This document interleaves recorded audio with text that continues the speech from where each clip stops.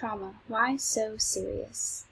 Today we're going to be looking at trauma, what it is, what causes it, and how to cope with it, all by looking at Gotham's notorious villain, the Joker. For some backstory, there are many different backstories for the Joker. There's no one single backstory. But some of the first are when Joker appeared in comic 168 as the Red Hood.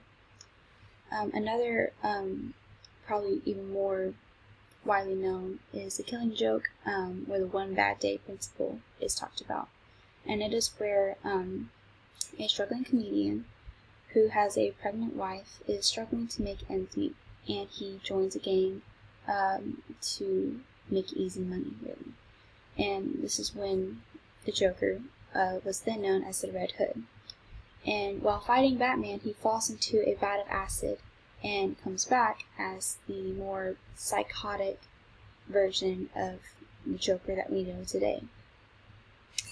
It is also in the Killing Joke where he not only falls into the vat of acid, he also loses his wife and unborn child in an accident, and his whole life really just falls apart. And he says that all it takes is one bad day for your life to be totally fall apart. And I'm paraphrasing. But the version we're talking about is the Joker from the 2019 film, starring Joaquin Phoenix, where Arthur Fleck has an abusive mother and no mental issues, where he laughs or cries uncontrollably for no reason.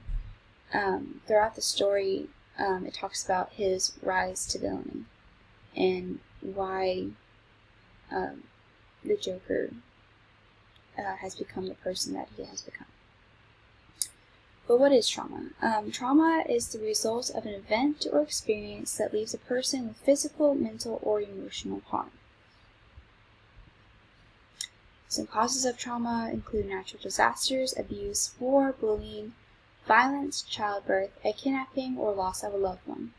There are many others that I haven't included because the list is so long, but here are some examples of it.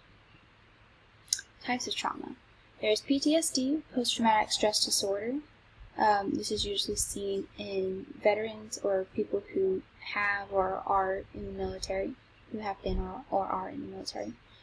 Childhood trauma, which is trauma experienced in childhood. This could be like abuse or a divorce. Acute trauma is a single event, so this could be like a car wreck.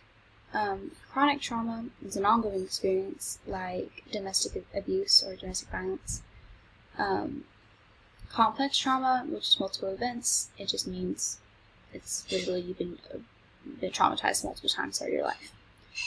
Secondary / fictitious trauma, which is people who do not directly experience the traumatic event, but have close connections to a trauma survivor.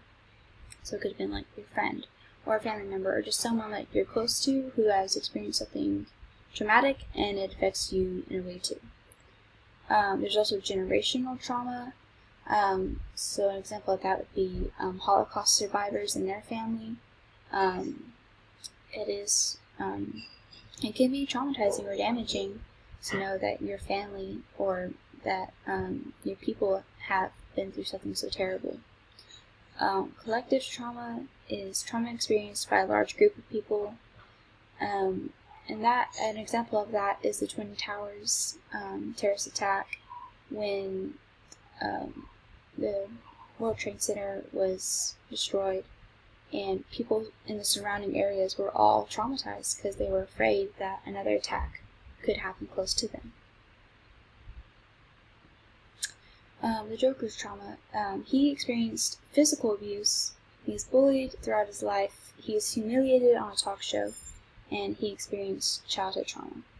So, we'll work our way up. We know that his mother is abusive, and that he has been abused by other parental figures or other adults that he's known throughout his life. He gets humiliated while on a talk show which talks about this scene, this picture here, where he is accused of the murder of 3 men who were physically beating him, physically abusing him, and he gets made fun of by the talk show host. What are the effects of trauma? Trouble sleeping, flashbacks, nightmares, can't stop thinking about the event, substance abuse, addiction, excessive negative emotions, such as anxiety, depression, and sadness. And there are many others. I just couldn't fit it into this slide. How trauma affected the Joker. Physical trauma may have resulted in his psychosis. He says in his interview that he doesn't feel sorry about those men who were murdered. And he's tired of acting like it wasn't funny. So we know that that something isn't right. Not just his laughing or crying uncontrollably. There's something else going on here. He also sees himself as worthless. He says in the movie that no one cares about trash like him, which I'm paraphrasing. He has no resilience factors to help him get better. He is on medication for his known issues, but when that funding is pulled away, he doesn't get the medication he needs, and he doesn't have anyone to help him get better. He doesn't have very many resilience factors himself because he's just kind of grown up without them. The only thing he has really is his mother telling him, since he was a kid, to put on a smile, which he does by painting on his clown face. And as a result of all the things he's been through, he turns to violence.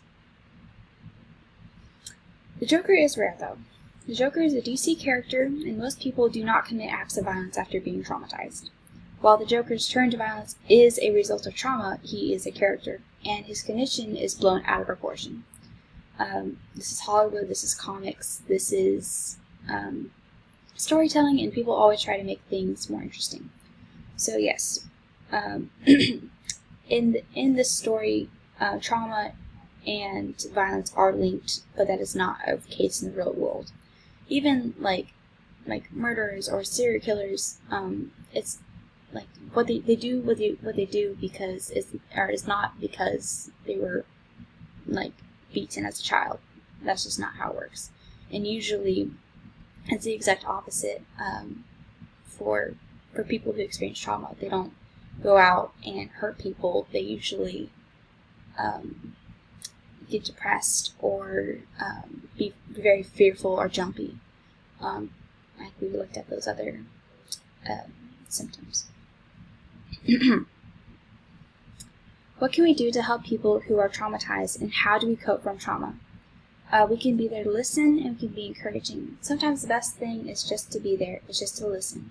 And to let people let go of their burdens. You can avoid drugs and alcohol, which is something you can do in general, but it's especially bad if you're traumatized. It just leads you down just a steep hill. Maintain a routine. We humans, we like routines, unless, I guess, you have ADHD. But it can be especially a helpful coping mechanism just to have a daily routine. To get normal, just to get back to normal, because I don't know how to say that word. And talk to people you trust.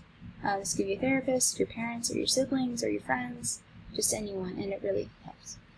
Exercise, it's good for you, it's good for your body, it's good for a whole lot of things.